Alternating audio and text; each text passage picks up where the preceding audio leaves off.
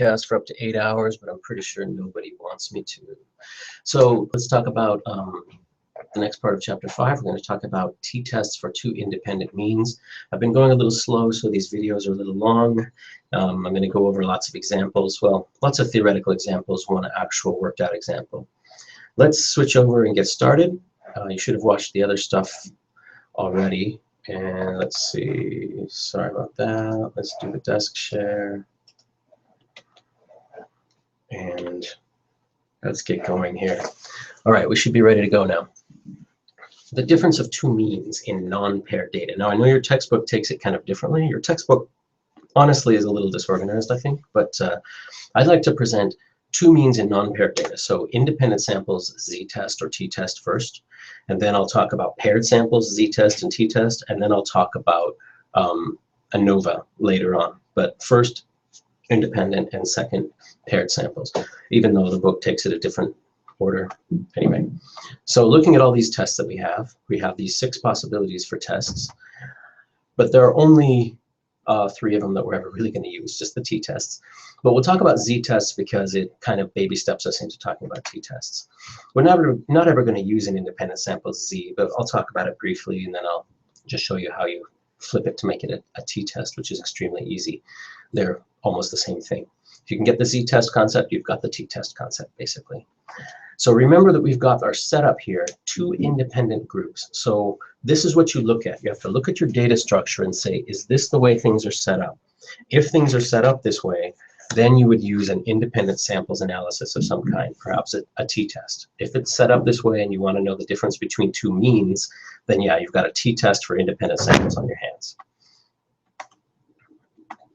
So the situation that we have is we have one group of people giving us some data. And then another group of people. Now, they don't have to be people. They can be cities or dogs, or I always say rocks. They could be rocks. They could be planets and solar systems. They could be molecules. But 2 separate groups giving us 2 separate groups of data. And our question is, are the means of those 2 distributions different enough that we can trust that they came from 2 different populations? So we look at the difference between those means and we say, hey, how big is that? Well, to know how big it is, we have to do this thought experiment. We have to imagine the populations that they came from. Now, of course, we like the alternative hypothesis, and the alternative hypothesis probably says something like, you know, if our data happened this way with the blue group down here and the reddish purple group up here, then we probably imagine that the blue group came from some population with a much lower mean and the purple group from a population with a higher mean. That's probably our alternative, but we rarely specify it that much. Instead, we say that's where the data could have come from.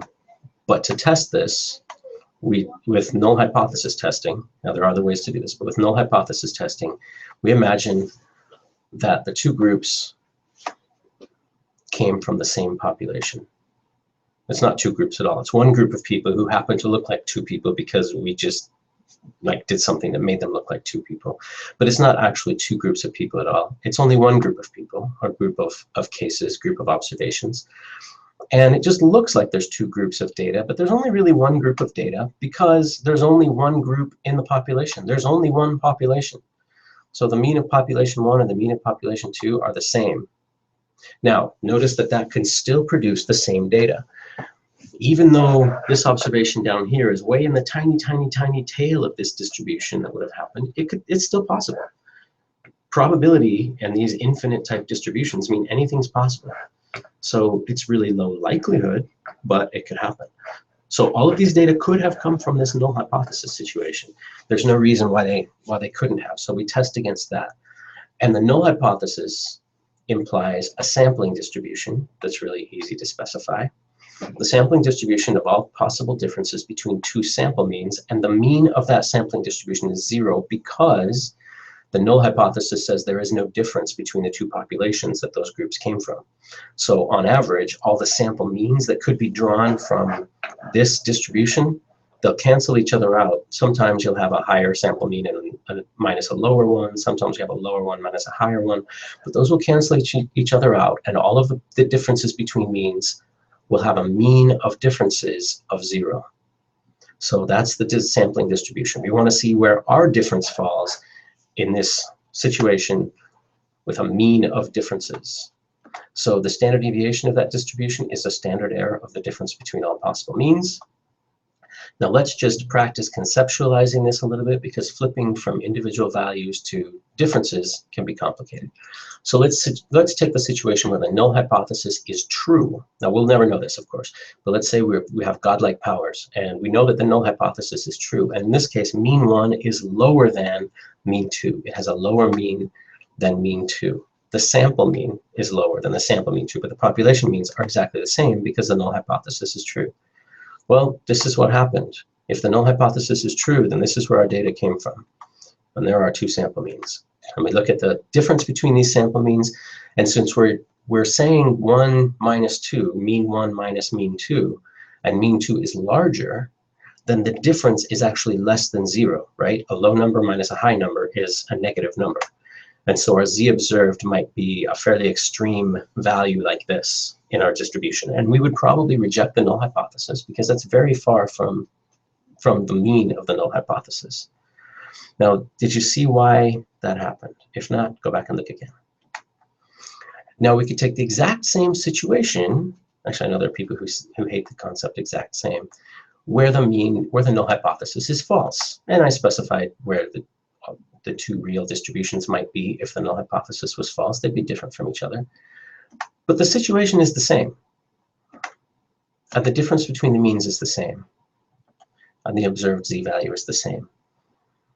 Our testing doesn't really care whether the null hypothesis is actually true or not. All we're going to do is make a decision. We would still reject the null hypothesis, but this time we'd be right. In the previous situation, we would have been wrong because the null hypothesis was true and we shouldn't have rejected it. So now let's see, we have a smaller difference between means. So we have our data coming from a true null hypothesis. So the 2 means are actually the same in the population. There aren't actually 2 groups, there's just 1 population here.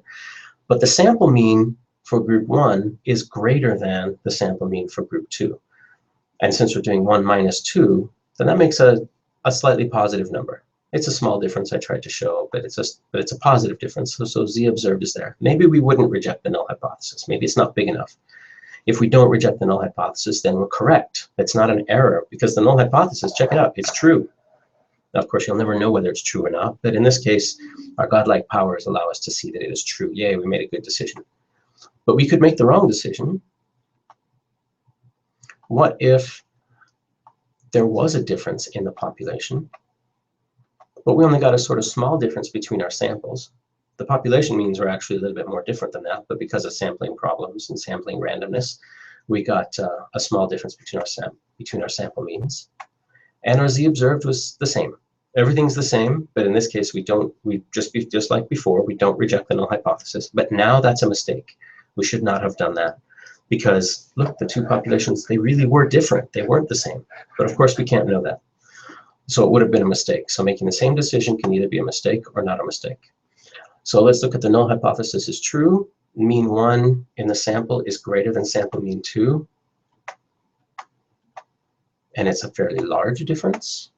So those 2 sample means have a big difference between them. So which direction is that going to go? We're taking 1 minus 2.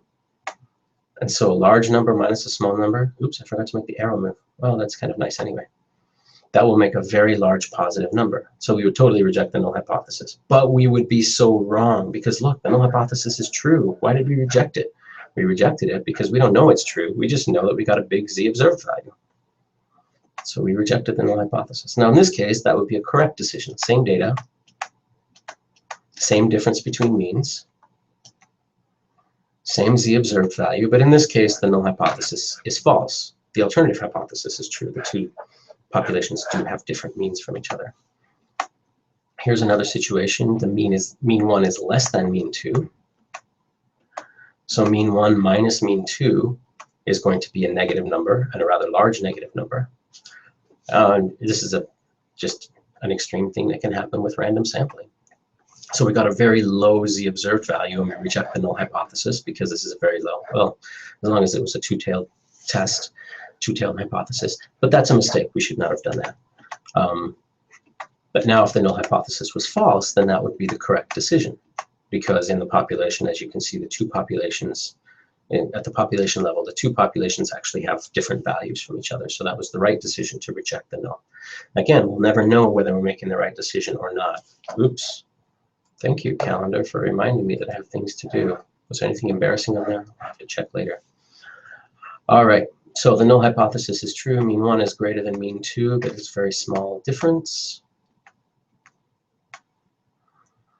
I hope you notice that I'm just messing around, putting things in different places and showing you what changes and what doesn't change. So we don't reject the null hypothesis, which is the right decision. We should not reject this null hypothesis because, look, it's true. But we could have gotten the exact result that we got before when the null hypothesis was false. Because, look, these populations are different, so the null hypothesis is false.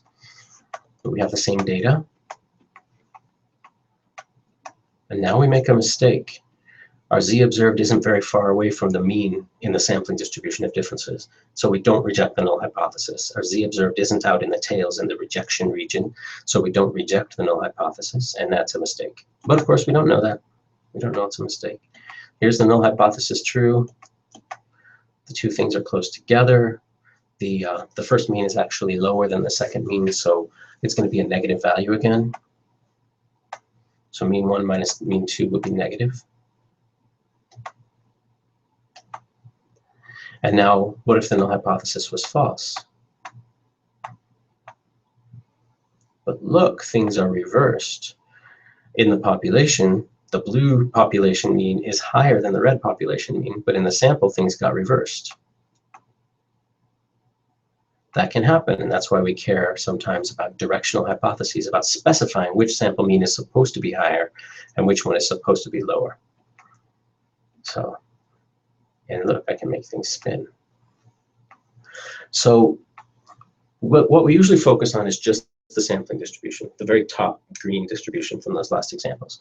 So when we draw a diagram, we're just drawing the sampling distribution. We don't do dashed lines anymore because there's just too many to put on the page. You just have to kind of keep in your head, this is the sampling distribution of differences between means. Sometimes we can put down in the lower left of the axis mean 1 minus mean 2, and that helps us remember that every value in this distribution is a difference between mean 1 and mean 2, with 1 minus 2, the order they were all calculated in. So the mean of that is always going to be 0, mu1 minus mu2, and we'll get z critical values. So this is like finding a confidence interval around the null hypothesis value. You just find the z critical values for the cutoff, like 2.5% in each tail, or 0.5% in each tail, or 5% in each tail. And then you get an observed z value. If it falls beyond the z critical values, in other words, if it falls in the rejection region, then you reject the null hypothesis. There you go. That's the setup. It's very similar to a single sample test. So we reduce everything to single numbers. We had two means, but there's one z-score for both means because it's the z-score for the differences, the difference between them. So an independent sample z-test, you have the difference between means, you have the null value, and you have the standard error of the difference. And so you're taking the difference between means minus the expected null hypothesis difference, but the null hypothesis expected difference is 0. So minus 0 is pointless to put in an equation, so you just get rid of it. And it's over the standard error of the difference. So this is pretty much the formula. The difference between your two means divided by the standard error of the difference. The complicated part is the standard error, but it's not that complicated, as we'll see. So we get the mean value that's expected if the null hypothesis is true, subtracted back out, just to reiterate this. Now, that's what happens if you know the population standard deviations of both values, which is kind of crazy. Nobody ever does, especially in a two-mean situation. We just never know them. So we use t-tests instead, which is exactly the same. So the only difference is you use a slightly different table to look things up in, and you can't use 1.96 and 1.65 anymore because it changes around a lot now. So the independent samples t-test is the same. It's just that now this is a t-shaped distribution. Well, I used the same graphic because t and z are usually so close to each other that it's pretty hard to see with the naked eye which is which. T is a very normal-ish distribution. T is what we use when we think things are actually normal in the population, but we have to estimate using a slightly non-normal distribution because of our lack of knowledge of the population standard deviation. So we're punished for not knowing population stuff, so we don't know the population standard deviation, so we have to use the t-distribution, which punishes us a little bit, makes it harder to find significance, harder to find a statistically significant result. So we just have t-statistics, and they're calculated the same way as z-statistics, just this minus this divided by this, same issue. And then we have a t-observed value. We look up a t-critical value in a table, looking at our alpha level, 0.05 or 0.025, how much in each tail. And then we find an observed t-value, and if it falls in the rejection region, then we reject the null hypothesis. So the same issue, we're just using the t-distribution, which is just a slightly fatter distribution. So it's a little shorter and fatter, basically, than the normal distribution. We just have to use that to punish ourselves for not knowing the population standard deviation. We're like statistical Calvinists like that. So all those examples, but with t, I'm just going to go through these. Mean 1 less than mean 2. Do you see all I did? I just changed some things. Now it's a t-shaped distribution with n-1 degrees of freedom. And then mean 1 minus mean 2 is going to be turned into a t-value. This is the same thing if the null hypothesis were false, which is the same result. Just unbeknownst to us, it now means something different. So I'm just going to run through these. See how it's a t-value now? See how we're doing the same thing. I use the same graphics because conceptually, we haven't changed a thing. The t-distribution behaves for us and serves the same function as a normal or z distribution did before.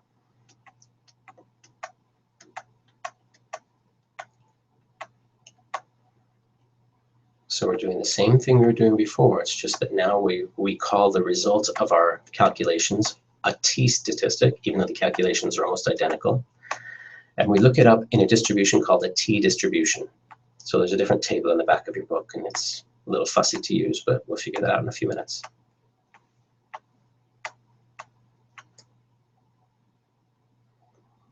So you've seen how this is working. One of the things you should practice doing with these kinds of graphics is work on the concept of a difference between means versus just a value.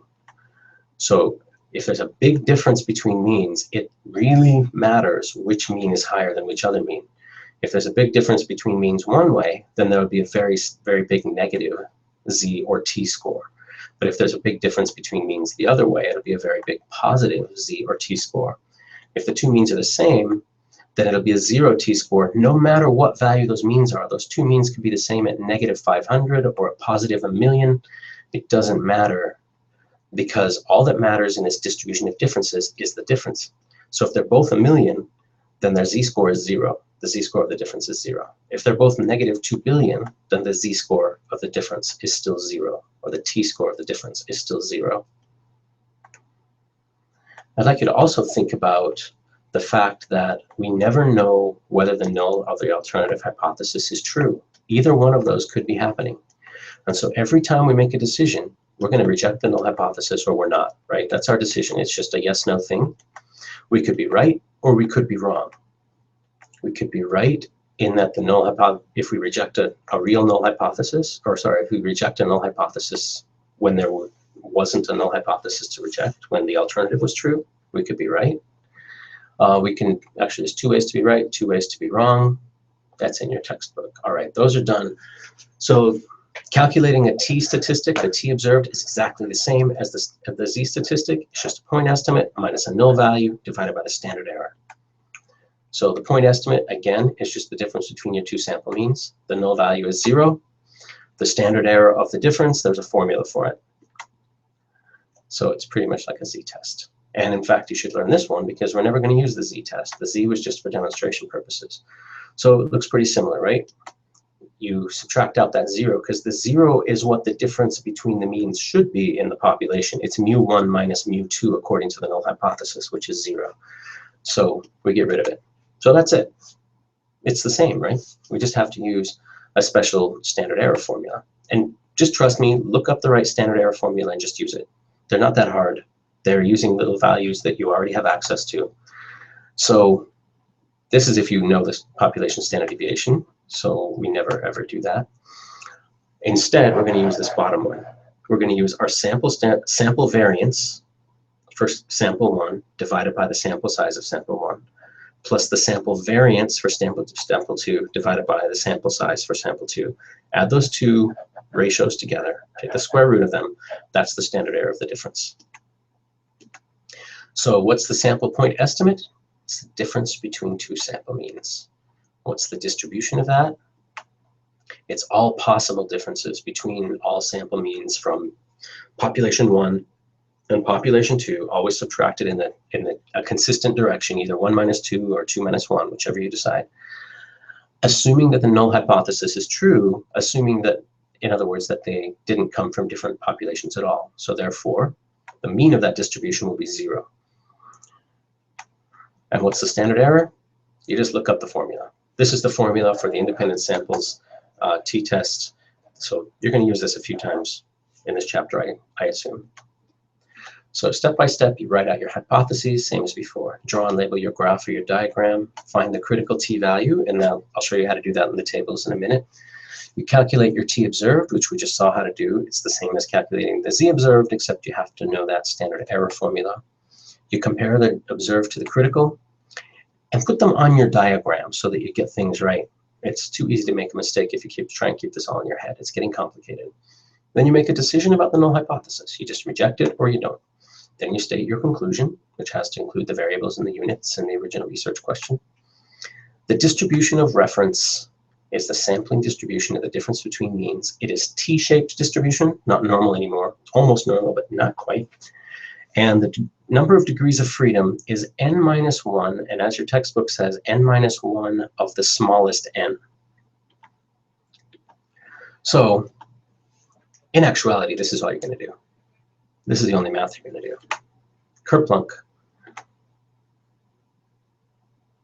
You're just going to take the difference between your means. You need to know the variance or standard deviation, either one can tell you the other, of each group, and the n of each group. That's it, and you've got it. You can make an Excel formula that'll do that for you, and if you know how to do formulas, you can do it in 5 minutes. You can calculate this in 5 minutes. It's not really very complicated, but getting the setup is the hard part, making sure you're understanding how the data are set up. Now, just a note about the sample size, the degrees of freedom, and the pooled variance. This textbook, I think it nerds out in ways that undergrad stats don't need to. They're mathematicians, and they're trying to express their particular views of the current state of the art of how to remain completely unbiased, etc. So they say, oh, sorry, not n, but degrees of freedom should be the smaller of n1 minus 1 or n2 minus 1. Please change that to degrees of freedom in your head there. And where most textbooks would say, my goodness, what happened? Would say n1 minus n2 minus 2. And the textbook says only use the pooled variance in certain situations, but most textbooks would use the pooled variance as the default. Now I'm going to go back and fix this and see if I can edit that. But if I don't edit it, then I'm sorry.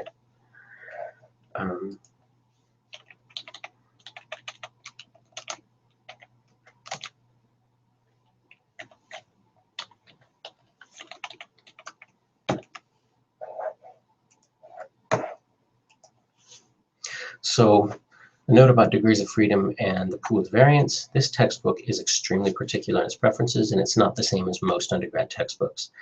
This textbook says that the degrees of freedom is always the smaller of n1 minus 1 or n2 minus 1. You take whichever one is smaller, and that's your degrees of freedom. That's what you use to look up the t in the t table, the t critical. Most textbooks say n1 plus n2 minus 2. I totally got that wrong twice. So most textbooks will say n1 plus n2 minus 2, like for the pooled variance. This textbook says don't even use the pooled variance except in certain situations, whereas most textbooks would say use the pooled variance all the time as the default after you check some conditions. But whatever, just do what this textbook says. So let's work through an example. Let's say anxiety scores and some treatments for anxiety scores. So let's say we have like a treatment group and a placebo group, people who received some therapy and people who just sat around in a waiting room and didn't receive any therapy. So did the treatment cause a change in test scores relative to the placebo group? And let's say alpha is 0.05. You have to always set your alpha. I sometimes forget, so you can remind me. So alpha is 0.05. That's your benchmark there. Remember, these are two separate groups of individuals. So you could calculate there the mean and the standard deviation from each group. So the mean of group 1 is 68.44, group 2, 45.44. So right there, it looks like this is more effective, right? It's bigger. And that's not the issue. The question is how much bigger? Well, it's only one issue. But then the more important issue is how much bigger. And the two standard deviations aren't too far from each other, so that's nice. So the null hypothesis is going to be that there is no difference in outcomes between the treatment and the placebo. The alternative hypothesis would be that there is a difference.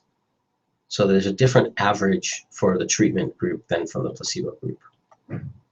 So I'm going to use that not equal sign there because I'm using a two-tailed hypothesis saying that the outcome is just different. You could also write things like this. So drawing and labeling the graph, the diagram, this is my setup here. So the total area in two tails is 0.05. So alpha is 0.05. So half of alpha is over here, half of alpha is over here. Now this whole diagram assumes that the null hypothesis is true. When we use that phrase, we're saying, imagine how everything should be according to the null hypothesis, that if the null hypothesis is the reason why you have your data, what's actually going on in the full population. So finding the critical t-value, alpha is 0.05 in two tails, so that's the same as looking for 0.025 in one tail. That'll give you the same t statistic, because t's behave exactly like z's. They're just slightly different values. They expand a little faster. And you have two sample sizes, n1 and n2. The smaller, they're the same. So degrees of freedom is 9, 10 minus 1. And you can see that the t-critical value is here. So the t-table, you have to find the right column. So I'm looking for 0.05 in two tails, which is the same as 0.025, as half of that in one tail. So that's my column. And then I go down to the right degrees of freedom. So 2.26 is my critical t-value. So if I have half of alpha in each tail, then that gives me a critical t-value of negative 2.26 and positive 2.26. And you can see right here, this is a two-tailed test. I put half of alpha in each tail, and hopefully doing these diagrams you'll catch yourself when you make mistakes. So calculating t observed is pretty easy. We just look at the difference between the means, and then we apply that formula for the standard error. There's all the values plugged in. Now remember, this is the standard deviation of group 1. This is the standard deviation of group 2. Since we need variance, it's the same as standard deviation squared. So we just square that and divide it by n1 and n2. So our t observed ends up being not quite big enough, 1.98. So if we put that back on our table there, our t observed here is a positive 1.98. Now, that's all you need to do. You don't need to mess around with the left side of the graph at all. Your t observed is 1.98. You just put your t critical there, your t observed. You say the t observed didn't quite make it into the rejection region. It wasn't far enough away. The difference between the two means was not big enough to reject the null hypothesis. But if you want to really think of super technically how things are happening, because you had a two-tailed test, if you want to calculate the true p-value, then you have to take the area here, or sorry, the area beyond the purple line here, and the area beyond the purple line here, and add them together. So you have 0.04 over here and 0.04 over here, and all together you have 0.08, which is greater than 0.05. You don't need to do that though. All you have to know was my alpha was 0.05. I set up my critical region. I got my statistic put on the chart, on the diagram, in the right direction, because both directions are right now, and it didn't make it into the region. There we go. If you set it up right, that's all you need to do. Did I get into the region or not? I didn't, so I do not reject the null hypothesis. So you could write a conclusion. Evidence does not suggest that the treatment results in a statistically significantly different average outcome compared to placebo. Now, the stuff that's up here on the screen is important. We'll go into that a little bit later. So to reiterate, here are some tests. There are a bunch of them. You got your one sample Z, your one sample T, your paired samples. We never use those. And here is a graph that, or a chart that, I don't know, you might want to print or something, or write down. This is handy to know. We're almost never going to use this Z test. So these are the three T tests we're going to use. So here's the degrees of freedom for this one and its formula. you've got the standard error. Here's the formula for this one, etc. And we are done. So let's switch this thing off and go about our daily lives.